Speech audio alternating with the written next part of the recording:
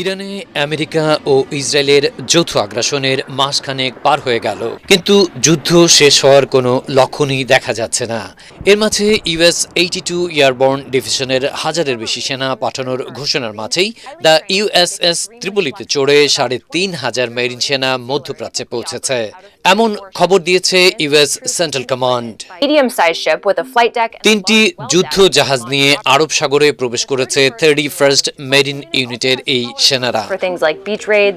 এরা মূলত দ্বীপে কিংবা জাহাজে হামলা করে শত্রুকে ঘায়েল করার জন্য বিশেষভাবে প্রশিক্ষণপ্রাপ্ত।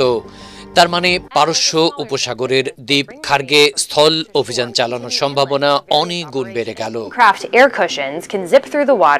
বিস্তীর্ণ পাহাড় আর মরুভূমি ঘেরা ইরানও দখলদারদের আগ্রাসন ঠেকাতে আইআরজিসির বিশেষ ফোর্স কুদস সহ প্রায় 10 লাখের মতো সেনা নিয়ে তৈরি হয়ে আছে। সম্মুখ সমরে উভয় পক্ষের বড় ধরনের রক্তক্ষয়ের আশঙ্কা করা হচ্ছে।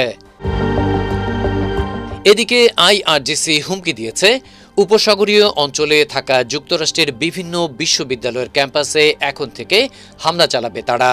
তেহরানের শিক্ষা প্রতিষ্ঠানে হামলার প্রতিশোধ নিতেই ওই সিদ্ধান্ত নিয়েছে ইরানের এই দুর্ধর্ষ বাহিনী। ওদিকে ইয়েমেনের হুতি বিদ্রোহীরা ইসরায়েলে ক্ষেপণাস্ত্র হামলা চালিয়েছে।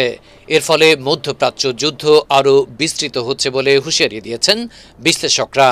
অন্যদিকে খোদ ইসরায়েলের রাজধানী তেল আভিভে যুদ্ধবিরোধী বিক্ষোভ হয়েছে।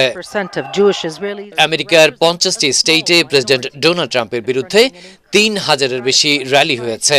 মধ্যপ্রাচ্যে যুদ্ধসহ দেশটিতে জ্বালানির ঊর্ধ্বমুখী প্রবণতায় ক্ষুব্ধ হয়ে 10 লাখেরও বেশি মানুষ ট্রাম্পের স্বৈরাচারী মনোভাবের বিরুদ্ধে নো কিংস শিরোনামের র্যালিতে রাস্তায় নেমে বিক্ষোভ করেছেন। আদিব মোহাম্মদ।